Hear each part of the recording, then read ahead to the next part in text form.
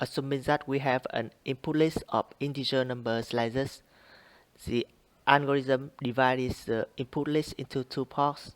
The first part is a sorted sublist which is built up from left to right at the front of the list, and the second part is an unsorted sublist that occupies the rest of the list. Initially, the sorted sublist is empty while the unsorted sublist is the entire input list. We call the leftmost element in unsorted sublist a primary element. The algorithm proceeds by finding the smallest or largest element in the unsorted sublist depending on sorting order, and then swapping it with the primary element, and then moving the primary element one element to the right.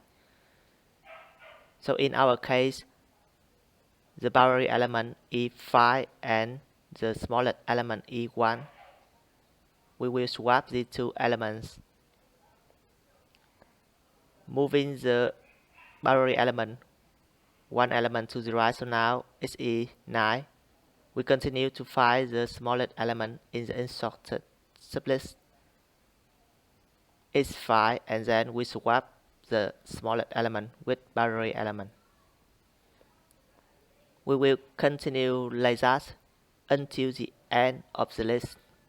Now the boundary element is 15 and the smallest element is 6. Then we swap them.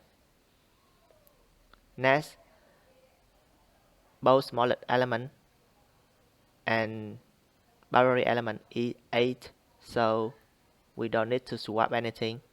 Last, we swap 15 and 9, and then our list is sorted in ascending order.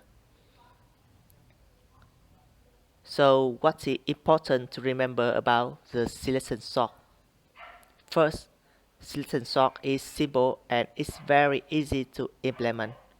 Second, selection sort is in-play comparison algorithm, so it has performance advantage over more complicated algorithm in certain situations, particularly where auxiliary memory is limited.